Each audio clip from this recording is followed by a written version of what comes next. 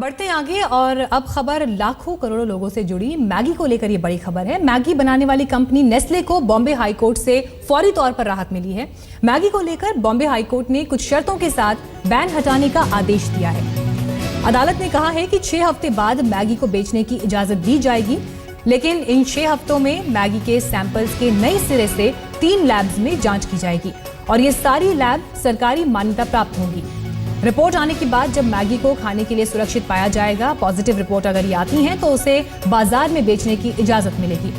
अदालत का कहना है कि जब मैगी में लेड की मात्रा खतरनाक स्तर से कम पाई जाएगी, तभी कंपनी को मैगी की मैन्युफैक्चरिंग की अनुमति आगे मिल सकती है। यानी नेस्ले कंपनी के लिए यहां बड़ी राहत। मैगी पर बैन हाईकोर्ट ने हटाया है, लेकिन ये शर्तों के साथ ये बैन हटाया गया है, जिसमें अभी 6 हफ्ते का वक्त कोर्ट ने मुकर्रर किया है और इन 6 हफ्तों में सैंपल्स चेक किए जाएंगे और अगर वो सैंपल्स पॉजिटिव आते हैं, यानी अगर वो खाने को लेकर सुरक्षित हैं, तभी ये बैन पूरी तरह से हटेगा।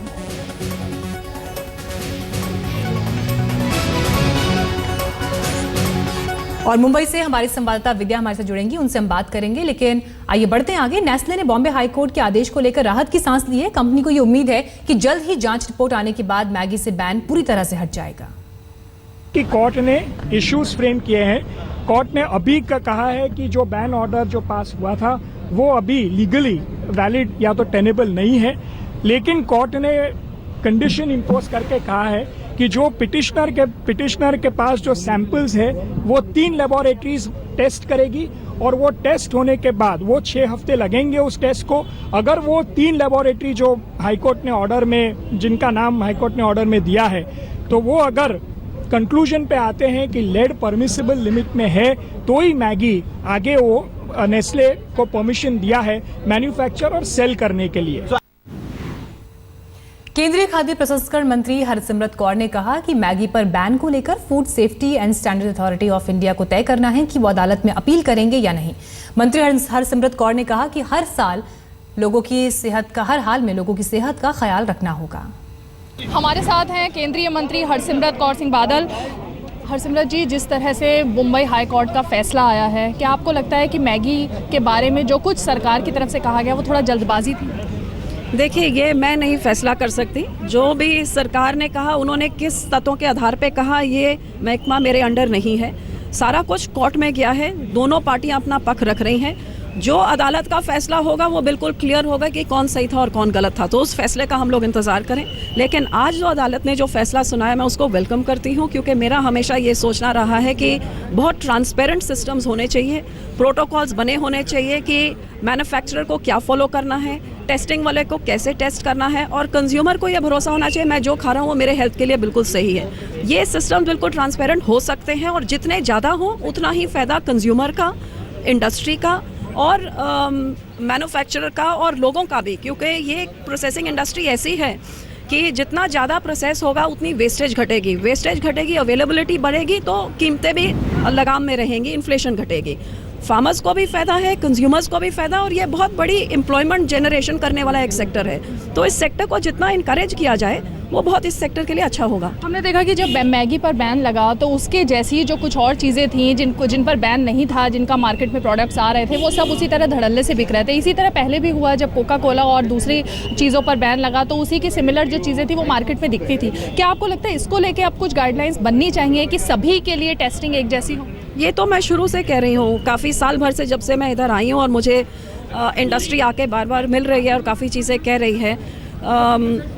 अप्रूवल्स में डिले हो रहा है, स्लो हो रहा है, क्लियर कट प्रोटोकॉल्स नहीं हैं। तो मैंने बार बार ये लिखा भी है और ये मुद्दा उठाया भी है कि ट्रांसपेरेंट सिस्टम्स को इन प्लेस किया जाए, इंटरनेशनल स्टैंडर्ड्स के साथ सिनर्जाइज करने की कोशिश की जाए, क्योंकि आज दुनिया बहुत छोटी हो गई है, हमको इंपोर्ट करना है, एक्सपोर्ट करना है, तो एक इंटरनेशनल स्टैंडर्ड्स को अपनाने की तरफ हमको चलना चाहिए और बिल्कुल ट्रांसपेरेंट क्लियर सिस्टम्स होने चाहिए। आपको लगता है FSSAI को कुछ कोर्ट में अब सुप्रीम कोर्ट की तरफ मूव करना चाहिए इस फैसले के खिलाफ, क्योंकि सरकार को बहुत फटकार लगी है? ये फैसला मैं नहीं, इसके बारे में मैं नहीं कह सकती, ये FSSAI खुद डिसाइड करेगी, मैं इसके बारे में कुछ नहीं कहना चाहूँगी। शुक्रिया। तो ये हरसिमरत कौर सिंह बादल, जिनका सीधे तौर पर कहना है कि कोर्ट में इस पूरे मामले को चुनौती देनी है या नहीं देनी, इसका फैसला FSSAI करेगी, और जहाँ तक बाकी प्रोडक्ट्स का सवाल है तो टेस्टिंग के लिए इंटरनेशनल स्टैंडर्ड्स को अब लागू करना चाहिए। कैमरा पर्सन विनोद कुमार के साथ रीमा पराशर, दिल्ली, आज तक।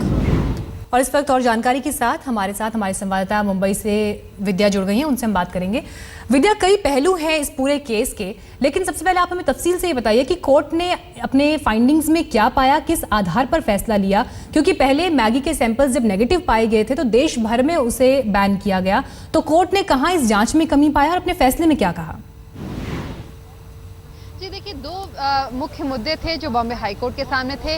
जो नेस्ले ने सबसे पहले जिस मुद्दे को उठाया था वो ये था कि उन्हें शो कॉज नोटिस नहीं दिया गया। जैसे ही जब जो लैब्स थे उन्होंने टेस्ट करके बताया कि लेड की जो कंटेंट जो मात्रा है वो बहुत ज़्यादा है, तो तुरंत ही उसे बैन कर दिया गया। जबकि जो प्रोसीजर है वो ये कहता है कि दरअसल कंपनी को एक शो कॉज नोटिस दिया जाना था, उनसे पूछा जाना था, उनका जवाब अगर सेटिस्फैक्ट्री नहीं होता, उससे वो लोग खुश नहीं होते, तो उन्हें बैन करना चाहिए था।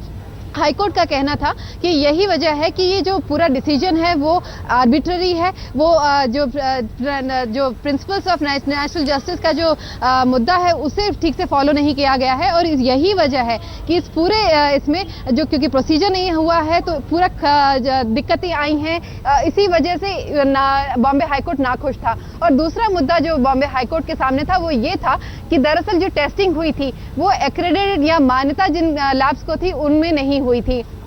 अदालत का कहना था कि अगर कोई भी टेस्ट किया जाता है और इतने बड़े प्रोडक्ट जो पिछले 30 सालों से बिक रहे हैं उसको अगर आप बैन कर रहे हैं तो ऐसी जगह टेस्ट करना चाहिए जहां पर की मान्यता दी गई है। और इसी वजह से अब बॉम्बे हाईकोर्ट ने कहा है कि अगले 6 हफ्तों के अंदर जो 3 एक्रेडिट लैब्स हैं, एक चंडीगढ़ में है, एक हैदराबाद में है और एक जयपुर में है, यहाँ पर इन तीनों लैब्स में तकरीबन 5-5 सैंपल हर प्रोडक्ट के जो वेरिएशंस हैं 9 वेरिएंट्स के, उनकी टेस्टिंग होगी। अगर वहाँ पे लेड की जो मात्रा है वो कम आई, यानी कि वो खाने लायक है, तभी जाके मैगी शेल्फ पे आम लोगों के लिए मिलेगी।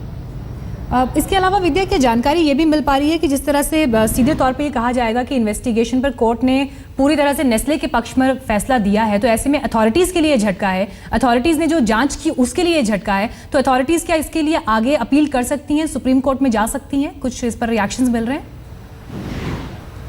देखिए, फिलहाल अभी भी इनकी हाथ में एक मुद्दा तो यह है कि मैगी अभी भी 6 हफ्ते तक उनके पास समय है कि वो टेस्ट करें कि मैगी में परमिसिबल लेवल है कि नहीं। अगर अभी भी ज़्यादा होगी तो वो तो जा ही सकते हैं, वो मना ही कर सकते हैं मैगी को। लेकिन इसके अलावा जी FSSAI की जो वकील हैं, FDA के जो वकील हैं, उन लोगों से बात हुई, उनका यही कहना है कि वो इंस्ट्रक्शंस लेके आगे जाएंगे, लेकिन हो सकता है कि वो सुप्रीम कोर्ट जरूर जाए। लेकिन जो सबसे बड़ा मुद्दा यही है कि इस पूरे मामले में क्योंकि अभी तक एग्रीडेड लैब्स नहीं थे, जो शो कॉज नोटिस नहीं थी, तो प्रक्रिया बिल्कुल बड़ी खबर यहाँ पर यही कि नेस्ले के लिए ये बड़ी राहत लेकर आया। और इसके साथ ही अगर शेयर बाजार की बात करें तो नेस्ले के शेयर्स में भी इस खबर के बाद उछाल आया है।